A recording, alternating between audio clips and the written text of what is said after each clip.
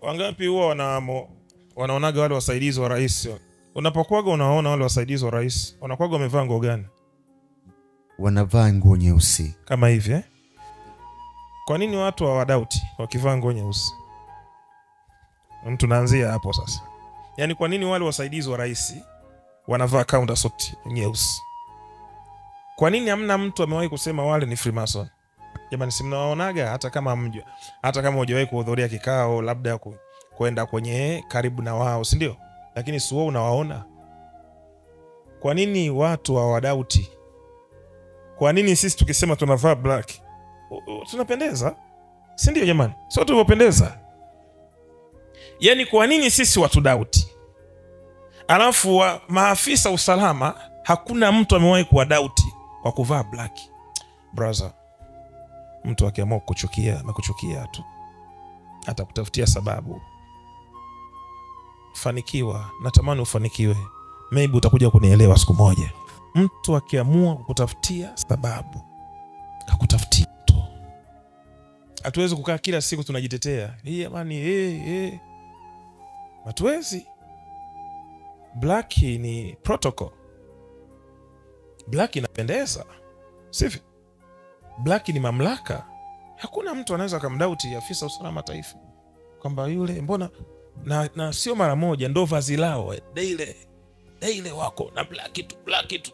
Na magari, magari yangu mimi ni meusi yote.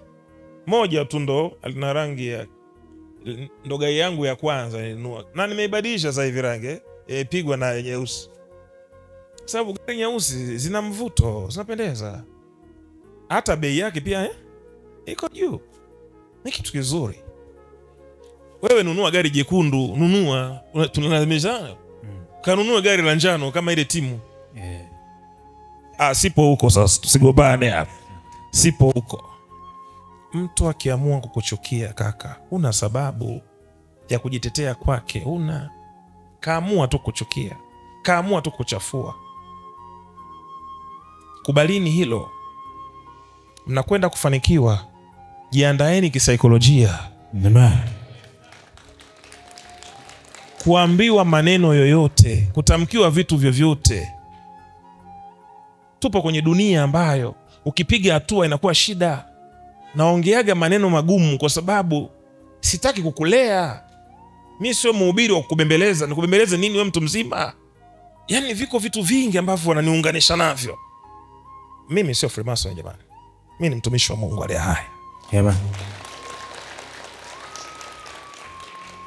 Lakini ukiwa na kajina, haya mambo hayakwepeki. Watu wa media wanapambana na wale matapeli kule TikTok usiku na mchana. Wanafungua account every day. Kuna account kule zilizopungua 500. Zote wanarusha clip za IPM, wanaweka ile machata ya Freemason. Anaweka machata, piga namba hiyo usaidiwe hivi na hivi. Sio mimi na account zangu official. Watu wanatumia jina. Ukishakuwa na jina, vitu kama hivi vifanyaje? Havikwepeki. Kwa wenye akili hawaamini simu. Wenye akili wanamtafuta IPM, wanapopatikana wanakuja. Kama jinsi wewe ulivyokuja hapa. Amen.